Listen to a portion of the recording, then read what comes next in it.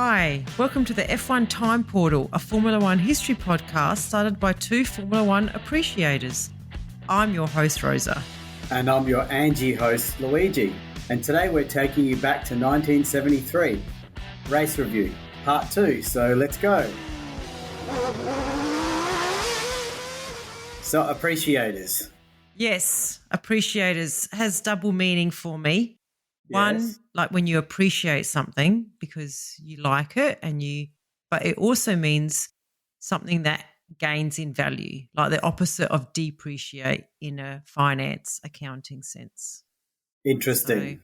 Okay. I'd like to think that we are adding value to the world of Formula One, Luigi. We are. We're adding value. Absolutely. Yes. So, and Angie is a song by the Rolling Stones. Do you know Rolling that song? Stones. Do you remember it? Oh, nah, I don't think I do. I don't Okay. think I listened to a lot of Rolling Stones in my youth. I think it was one of Did the you get big into the early Rolling 70s. Stones? I've always been into the Rolling Stones. Just because I'm into the Beatles doesn't mean I'm anti-Rolling Stones. No, but They're both good. Yeah. I know. It'd be interesting to see what songs you choose for like the 90s and 2000s. Yeah, it will be interesting because I'll struggle. No, the 90s is no problem. The 90s is good, yeah. The 90s is the greatest era of music history. I think so too, yes, That is, I that agree. it's not even based on our generation. It's actually No. most musicians say. Most people say that, yes. Yeah. The 80s was pretty good too, but I think A it bit too takes a bit of a hip-hoppy. dip. Yeah, I know. Oh, Duran. It's too poppy. Anywho, Yeah, okay. let's go. Where are we up to? So we're up to race 3 of 15, which is the South African Grand Prix. It's at Kyalami, March the 3rd. Remember the days when it used to be 1st or 2nd of Jan? 79 laps. You don't remember those days? I didn't hear a word you said. You cut out. Did I? Oh, well, I was still recording, so it's okay. And the weather was hot and dry. So the rumour coming into this race was that Stewart was already considering retirement and he was desperate to regain his crown so he could bow out at top. So that's not just me making that up, Louis. That's not like a Brabham retirement where I called it like, I don't know, was it a year before he actually 2 retired? years. It was 2 years before he Yes, retired. 2 Yeah. years. You were like hanging out for it. Yeah, this was actually a proper Mike Lang kind of comment that he made. But Okay. he wasn't having it all his own way at this race. During practice, he suffered a dramatic brake failure and he spun backwards through 3 layers of chain link fence. Is that like that chicken wire fence? Is that what chain Of link some is? sort. I think chain link is a sort of fence. No, I don't think it's chicken wire. I think it's more like Is it like the fencing that normal fencing in schools in the old days. Yeah, in the old days. Yeah, okay. Well, Yeah. 3 layers of that. Like you could climb that. Yeah, You could- okay. you could Yeah, climb it's got the chain toe link. holds and stuff. Yeah. So he was unhurt, but before he had the accident, he only was able to set a time that landed him in 16th place on the grid. Interesting. So not good for his championship No. charge with his competitor winning the first 2 races as well. Exactly. So that competitor being Fittipaldi, who lined up second, but it was Holm debuting the new McLaren M23, who took pole position. And in his home race, Scheckter in the McLaren lined up third, Peterson in the Lotus fourth, and Regazzoni fifth in the BRM. And no Ferrari, nowhere. X is 11th and Mazzario is 15th. So things were not looking good for the Scuderia and Regazzoni's rubbing his hands together. Yeah. So interesting that this is an interesting fact, especially for you, Rosa, because you're a bit of a Denny Holm lover. This is his first ever pole position. Get That's out. his first pole position. He made his debut in 1965, and it's his only pole position. You're kidding me. He's a world champion. This is his first ever pole position since Like in the 1965. No. It's his first ever. So it's since his debut. Ever. Oh, since his debut. Man, Yeah, that's so even worse. He's like getting his pole position in the twilight of his career. Wow, that is remarkable. Yeah. So anyway, when the flag fell on race day, Fittipaldi shot into the lead with the McLarens on either side of him. When they were approaching the first corner, the two McLarens edged in front and Holm took full advantage of the outside line and emerged as the leader with Scheckter right behind him. So he's really going well, and Fittipaldi, even though he's lost the lead, he was up there. So Revson McLaren was fourth, followed by Peterson in fifth and Reutemann in sixth. Oh, Reutemann. We haven't heard about him either. That's good. Well, he's in the Brabham, isn't he, Reutemann? Yeah. He's So in the Brabham. on lap 3, Regazzoni crashed into a stationary Mike Hailwood, who I think is in the Surtees. He had tangled with Charlton in a Lotus. Both Regazzoni and Hailwood's cars burst into flames and Regazzoni was unconscious. Hailwood did not hesitate to climb out of his car, run into the flames to release the Swiss driver's seatbelts and pull him to safety with the help of a marshal. His overalls, Hailwood's overalls caught on fire during this. So he turned to a marshal with a fire extinguisher and got him to put him out. And then he continued to drag Regazzoni from the wrecked BRM. Yeah, I mean, this is just remarkable. I mean, Hailwood received the George Medal. I don't know what the George Medal is, but it's for bravery, as in I don't know other than that. I don't know who it's named after, but they seem probably to. King George, I imagine. Probably, yeah. As due to his actions, Regazzoni only suffered minor burns and bruises. That is amazing. And, we see this again and again where drivers stopped their race to – well, actually Mike Hailwood was in an accident, but he ran into flames. Yeah, and even set his own clothes on fire. I know. Yeah. So the accident caused the retirement of 4 drivers, so Hailwood and Charlton, who were in the original tangle. Regazzoni and Ix was also caught up in all of that. Race leader Holm was forced into the pits to replace a punctured tyre because he had driven over the debris of the accident. Yeah, talk about a big impact. So, yeah. So up front, Scheckter was now leading the race because Holm had set aside because of the puncture. Fittipaldi was now still in second place and was being hounded by Stewart, who had made his way up to third from 16th. Wow. Yeah. Talk about you always say you can't keep a good champion down. So by lap 6, Stewart had disposed of Scheckter and Fittipaldi and was now in control of the race. Lap 6. Yep. It took him 6 laps to get up to the lead from 16th. With some mayhem in between, but yes. Yes. Yeah. So meanwhile, the fight for second place was joined by Revson. So it was the 2 McLarens of Scheckter and Revson and the 2 Lotuses of Fittipaldi and Peterson, who are now battling until the halfway mark of the race. Revson overtook Fittipaldi for second, but before Peterson could follow, his throttle had issues and he pitted for a lengthy stop on lap 49.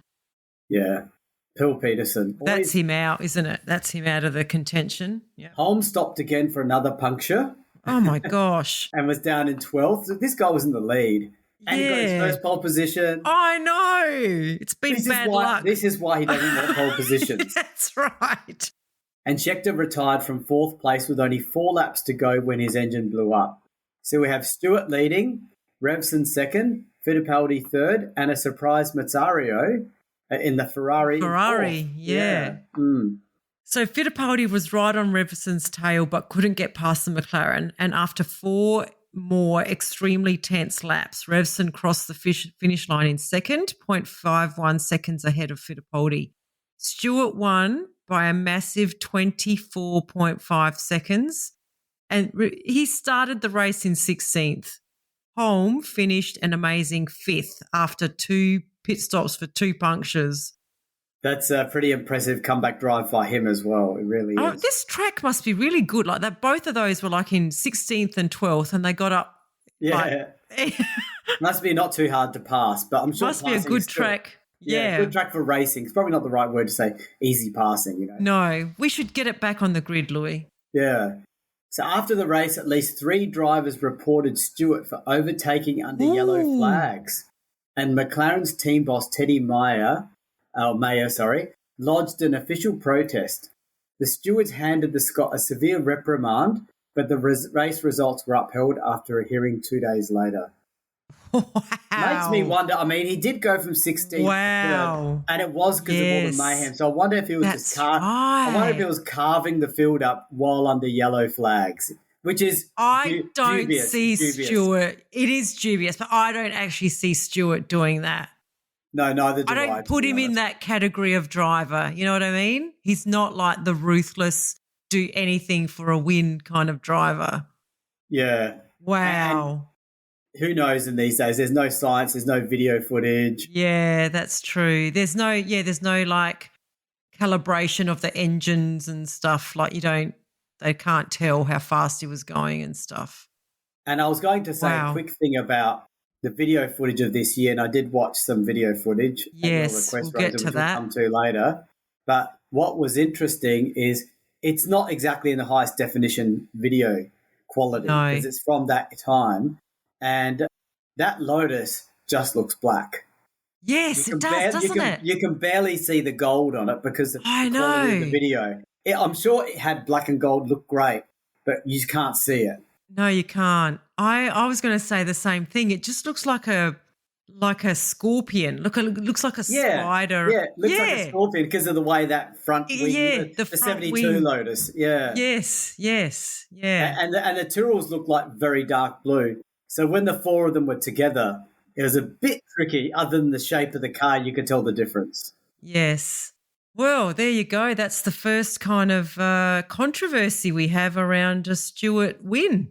Yeah, and I think Really? there's a few more controversies coming up in the season. Yes. All right. So we have then Fittipaldi still in the lead on 22 points, but Jackie Stewart's caught up now. He's on 19.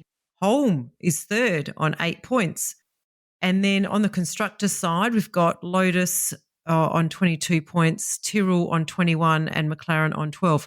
I just want to mention Francois Sever in that race. Like, what the hell happened to him there? I don't know. His teammate dominated, didn't he? Yeah, he dominated. I'm just looking through the timing thing. Oh, he had an accident. Sorry, no, he didn't have an accident, but he didn't. Gosh, he didn't even finish. Severt didn't finish the race. So there you go. Something must have happened to him. Yeah, well, I mean, we only to focus his on car. people that do things. We in the only race. really focus on people that, actually do something. Okay. All right. So up to race 4 of 15, the Spanish Grand Prix at Montjuic Circuit in Barcelona. It's April 29, 75 laps, and the temperature was warm and dry. So practice here was brutal. So several drivers had massive moments due to mechanical issues. Revson's McLaren had fuel pump issues, and then when he jumped in the spare car and got out on the track, the fire extinguisher went off because remember that's on an automatic release. So that happened. Ix's Ferrari had an ignition fault and he limped back to the pits. Reutemann's clutch I think he's in the Brabham, failed.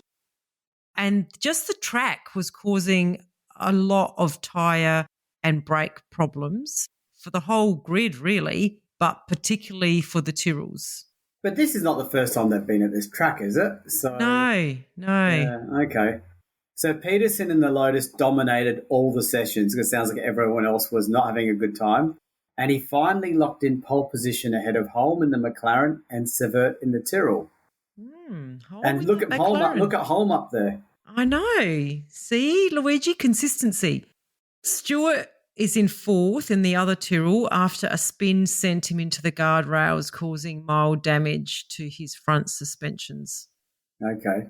And interestingly, Fittipaldi, sort of the informed driver of the season, only managed 7th. So, yeah, both number 2 drivers outdoing their more fancied teammates, as in Peterson and Severt. Severt, yeah. So race day was warm and sunny and Peterson got away to a superb start. And at the end of the first lap, he led from Holm, Stewart and then Severt. Fittipaldi in 7th. Okay, and Peterson began to consolidate his lead. And by lap 3, Holm slipped back and eventually was overtaken by an aggressive Stewart for second. Ooh, see that's Mike Lang's word, aggressive, Stewart. I mean, That's Stewart wants to interesting. win this championship. He wants to. He wants to leave on a high. That's right. So, yeah.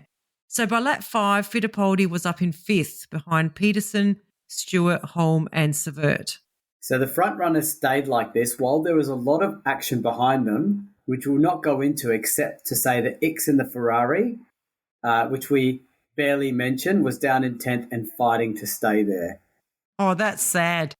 I'd rather you not mention that, Luigi. Wasn't 72 their rebuild year? What did they rebuild to? 10th? Yeah.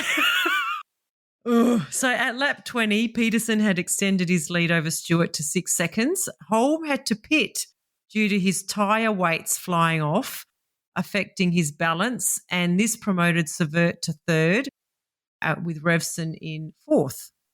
Okay.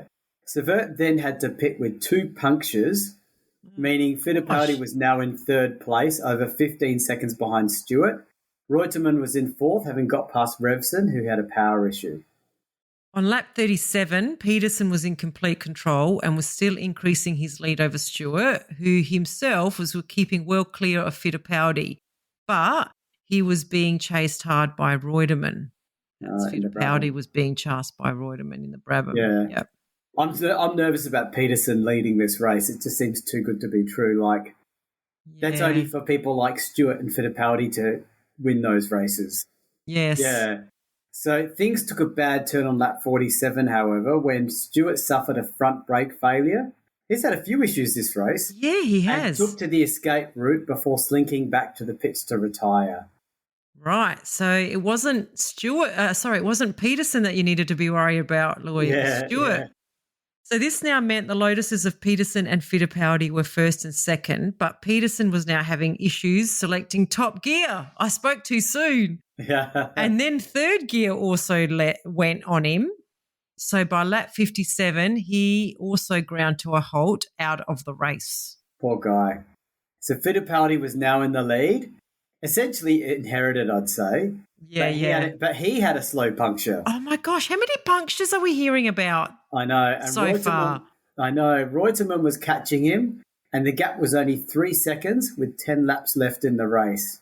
At the end of lap 66, however, Fittipaldi appeared on his own and Reutemann was seen heading for the pits with a broken right drive shaft. So he's let off the hook there too.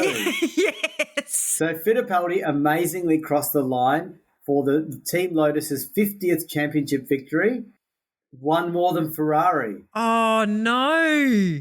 And he had a flat tyre. Wow. So a pretty impressive way of getting the championship and moving ahead of Ferrari. Overall. Yeah, and Ferrari's been there since the beginning, Louis. And when did Lotus come in? Like in the 60s? Late sometime. 50s. Yeah, late 50s, early 60s. Wow. A 10-year head start. Yeah. So Stewart had fought brilliantly back through the field after his pit stop for 2 punctures for 2nd place, and Fulmer in the shadow. I don't know who that is. Do you know who that is, Louis? No. And what's the shadow team? I've never heard of the shadow team. Oh, the shadow team's a fascinating team. Is it? It warrants its own. Okay. I'll say we're going to do its own episode, but it's got dubious history. Like apparently the guy who founded the team came from a spy network. Like he was a spy or something. Get out. The team name was named after that sort of mindset. Oh, so Shadow. Yeah. Yeah. So we're going to hear more about Shadow. Are we? But they're not. That would be fascinating. They're not going to be like Techno. You know, the team you said nobody team. Yeah. But I'm sure some founder of the Techno team's listening to this and crying a little bit. But with the Shadow team, they achieved some stuff. Okay. In the 70s or? In the 70s, yeah. They don't get to the 80s. All right. So, the Fulmer in the Shadow finished 3rd in only his 2nd GP. So that's pretty good. Good on you, Fulmer, whoever you are. So who drives for Shadow? Is there like famous people? I think, yes, some famous people make their starts in Shadow. Okay. Like they're a midfield team. Okay. All right. Well, that's interesting. Let me just see who's driving for Shadow this year while you go through the constructors. Okay, yep. Oh, guess what? Guess who's driving Shadow? I don't know who. Graham Hill. So he must be using the Shadow chassis. Jackie Okay. Oliver and G. Fulmer. Okay. Oliver. Yep. Yep. And they're qualified towards the end of the midfield, and Graham Hill Yeah. is in dead last. Oh, no. Sorry, you asked and I answered. Yeah. That's Yeah. right. Okay. Well, that will be interesting. And I'll tell you now, for the Belgium Grand Prix, Graham Hill is last. I'll tell you the last 3 positions and their times. In fact, the last 4 positions of the Belgium Grand Prix. This bad. We don't normally do this. No. But Butler in the March Ford, 1 minute 25.77. Ganley in the Williams Ford, 1 minute 26.68. Then you got Jackie Oliver in the Shadow Ford, 1 minute 28.12. So this is about 1.5 seconds back. Wow. And then Graham Hill in the Shadow Ford, 1 minute 30.45. No way. Even like 2 seconds slower than his teammate. Yeah. Wow. Yeah. Poor Graham. Anyway. So, yes, back to this race. Where are we here? Spain. So Fittipaldi extends his lead. He's on 31 now. Jackie Stewart, due to the non-finish, he's stuck on 19. And Stewart has gone up, overtaken a few to be third now on 12 points. And on the constructors, we've got Lotus on 31, Tyrrell on 27, McLaren on 15, and Ferrari on 9. And Shadow on 5. Shadow on 5, yes, Shadow. I love the fact that it's like named after like a spy. Well, maybe what we'll do at the next episode, I might do a quick recap of Shadow. Yeah, that would be nice. There is a story, yeah. Okay, all right. So round 5 of 15, the Belgium Grand Prix. It's at Zolder, 20th of May. So Zolder's not Spa, remember? No. 70 laps and mild and dry. So the reason why we're at Zolder is that Spa was undergoing safety upgrades, and this circuit has a lot of tight corners, technical sections, and very little room for error. There's a lot of drama at this track, both on and off the track. Yeah, the race very nearly didn't go ahead. So due to the financial squabbles that you told us about at the beginning in the earlier of the year between the F1 Association and the Grand Prix International, the work that was needed to bring this circuit up to standard had started very late. So there were concerns that the newly laid tarmac hadn't set properly, and this became evident when, during first practice, the tarmac started breaking up and lumps of tire were flying everywhere.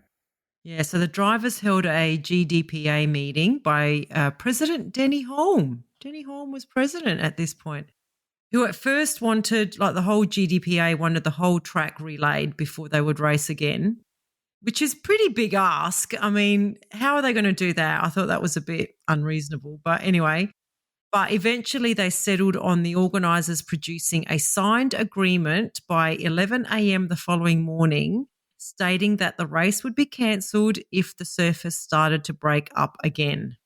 Yeah. So and that's interesting, isn't it? That it had a time and everything. So on Saturday, the race looked like it was going to be cancelled because the signed agreement did not arrive. Of course not. The team managers were angry that their drivers were not out on the track. Except for Ferrari, X was not a member of the GPDA, and Gali had missed the meeting, so they were out on track. That sounds so typical Ferrari. So Ferrari. Interesting that X is not a member of the GDPA. Like I think it's GPDA, Grand Prix Drivers. Yeah, sorry, Grand Prix Drivers Association. I did read a few things about X being not as on board with Jackie Stewart on his safety things. So it doesn't surprise me that much that he's not a member of that. Like he just seemed like a guy that just wanted to race and that's it. You just race. Yeah. And ironically, both of them survived. Yes. And they're both alive today. They are. In 2025 in May. Yes. So with 3rd of May. Let's hope there's not a premonition of one of them dying. Let's not call it. Yeah. So with 30 minutes left in the practice session, the circuit owner intervened and he got the agreement signed by those two bodies, the F1 Association, and then practice was then fully underway. And the session was not a good one though, as the drivers were quite nervous about the track breaking up further, and only Peterson, Stewart, and Reutemann set fast times. But once everyone realised the track wasn't going to break up and that it was holding together, like they got a bit of confidence in the track, time started to improve. Peterson grabbed pole, Holm came in second and Ickx third. Stewart fourth out-qualified Stewart, who lined up seventh. And Fittipaldi in the other Lotus did not have a good weekend and he was starting ninth. So another session of the number twos sort of beating the number ones in the Lotus and Tyrrell teams, yeah. So the practice session on Sunday before the race saw more drama as both Peterson and Ickx needed major repairs on their cars. Peterson crashed both his cars and Ickx had a roller bearing work loose on his oil pump.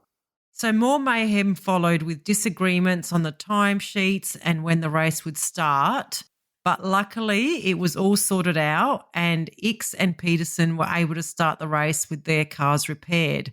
That's a lot of drama, Lawyer, and we haven't even started the race. I know. This is hopefully the race lives up to this drama. I know. I was actually going to ask you a question. Do you reckon they purposely stalled so that Ickx and Peterson's cars were ready to start the race?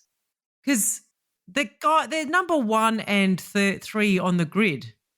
Yeah, you don't want to have... interesting. Yeah, if they were like... Yeah, I think I get what you mean, because if they'd qualified 17th and 15th, they'd have said no influence. No, that's right. Yeah. Whereas I think they needed a lot of time to repair their cars. I think they gave it to them. But they wouldn't have been working together. But I guess they had two big teams saying... Exactly. Yeah, okay. Yeah. Anyway, I'm with you partly. Yeah, okay. Yeah. So at race start, Peterson shot into the lead with Ickx and Stewart slotting in behind him. Holm made a poorish start. That's, again, not my words, but recovered enough to slot into fourth in front of Reutemann. Yeah. Lap 2, Stewart in the Tyrrell shocked everyone by overtaking both Ickx and Peterson to take the lead, and even more surprisingly, he started pulling away. And by lap 6, he was 7 seconds ahead of Peterson. Wow. Yeah. That's really impressive. That is impressive, yeah. So Holm went off and he lost fourth place. Then Ickx was forced to retire with yet another oil-bearing issue, as well as Reutemann with a broken engine rod. Yeah. I miss technical Luigi, yes. Yeah, I'll do that another time. But yeah. I have to guess oil-bearing issue means bearings. What's oil-bearing issue? I don't know. That's what Mike Lang said. That's all I've got. Yeah. So back at the front, Stewart was still pulling away from Peterson in second, and now Stewart and Fittipaldi were duelling for third, but they were 15 seconds behind Stewart. Soon, though, Fittipaldi and Stewart would be battling for the lead as they both easily overtook Peterson, and then Stewart spun when his brakes failed. It's interesting. I mean, when his brakes failed, did they really fail? I mean, I don't know. There's always a lot of reasons for these things, and I'm not saying his brake, because when your brakes failed, because Stewart does rejoin the race. Yes. But when they fail, don't they fail and not come back? Yeah, when they fail, that means, to me, it means they don't work again. So his foot that failed, He failed to brake. Is that what we're saying? Yeah. So he relatively lost the lead as Fittipaldi, Stewart, Peterson, Revson, Pace, Pace, Regazzoni and Lauda all went past him. Oh, wow. So on lap 25 of 70, Stewart finally got past Fittipaldi and started pulling away like a true champion as Fittipaldi started losing fuel pressure and a loss of power. And Peterson was also having brake and handling problems, which saw him drop back as Revson took third place on lap 27. So this is only lap 27 out of 70. Out of 70, yeah.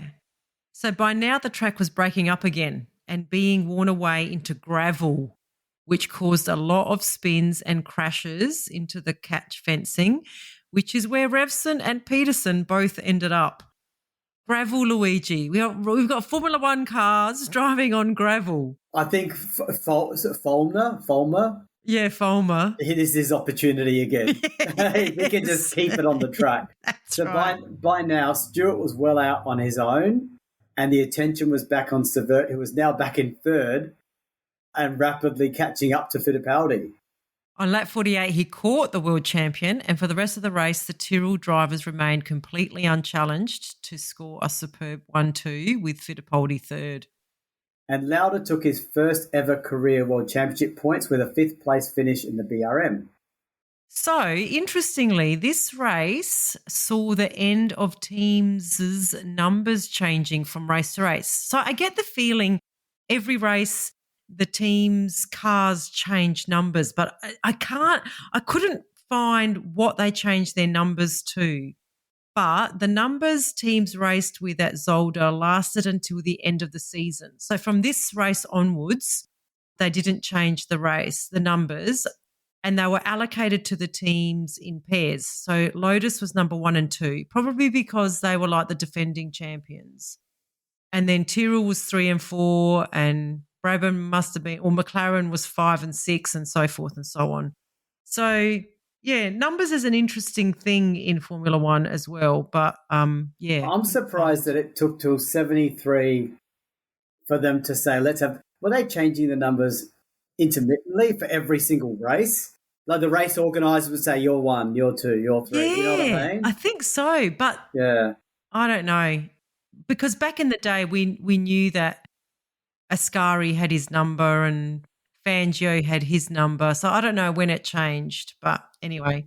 But for the 1974 season next year, the finishing positions in the Constructors' Championship were used to allocate the numbers, after which teams did not change the numbers unless they won the Drivers' Championship or signed the current world champion. Which is sort of how it's... Sort of what we see today. Sort of up to what we see today, except when they gave a fixed number for driver's career, which was maybe 10 years ago or 7 years ago. Yes, yeah. But we still get the number 1 for the world champion. If the world champion wants to use it. Yeah. And wasn't there a year when someone had to have number 0?